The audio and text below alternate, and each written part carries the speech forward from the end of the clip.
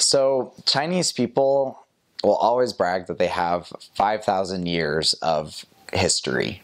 And that's like all the little kids know it. Everybody from China knows that their history is the longest, and they are so proud of it. And so much of the whole world's cultures and inventions developed off of Chinese culture. So they're very proud of their history and their heritage. And also, because of that, they have a lot of superstitions and little beliefs and traditions that really don't make sense, but they really stick to it because tradition's a big part of Chinese culture. And so some interesting ones that you will probably need to watch out for or keep in mind when you're going out there is, one is that you take your shoes off whenever you go into someone's home, or at least always ask. There are a few people who have been Americanized or whatnot who aren't so concerned about it, but 90% of the time you'll want to take your shoes off, and I would highly recommend getting slip-on shoes if you're a Chinese missionary. I had a pair of lace-ups and a pair of slip-ons, and eventually I just started wearing my slip-ons all the time because I just didn't want to tie my laces everywhere I went. And so I would highly recommend doing that. Also, Chinese people's eating habits are a lot different from traditional American etiquette. And so I kind of joke that when you go to a Chinese DA, you just take everything your mom taught you and you throw it out the window.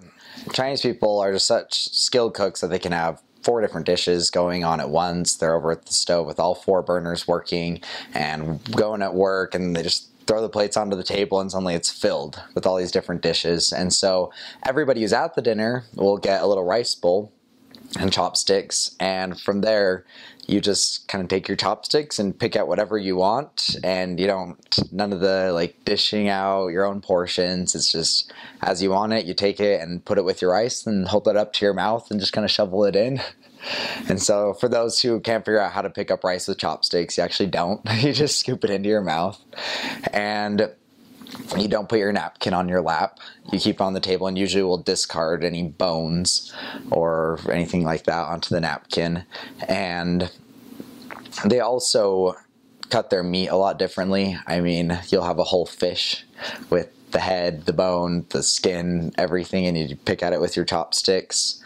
The fish actually has a funny tradition because they'll serve it, and since it has the bones inside, so the skeleton and everything, you eat one side, pick all the meat off one side, but then you have to flip the fish to get all the other meat. And a Chinese tradition is that when you flip the fish, you can do it if you're on land, but if you're on a boat, you're not supposed to flip the fish, because the legend is that if you flip the fish, then the boat will flip with it.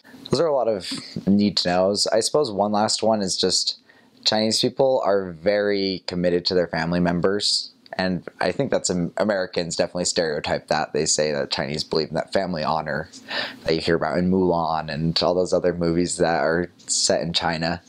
But it's a legitimate thing. And the parents really have high expectations for their children.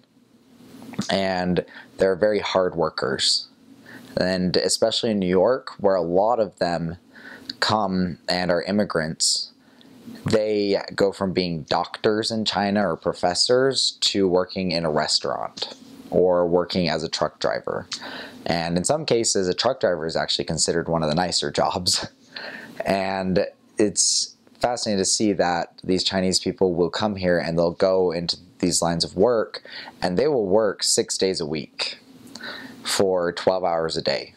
And that's something about the working and living in New York for a lot of immigrant families, is that they work 70 to 80 hour weeks, and they also have travel time built into that. A lot of times they go to either Long Island or upstate, and it takes a while to get there, and they'll only get 1 day off a week, and it's usually a Tuesday or a Wednesday.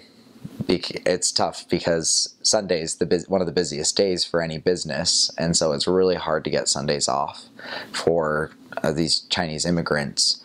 But they're such incredible, dedicated people. At the same time, when they commit to something, they really they commit to it.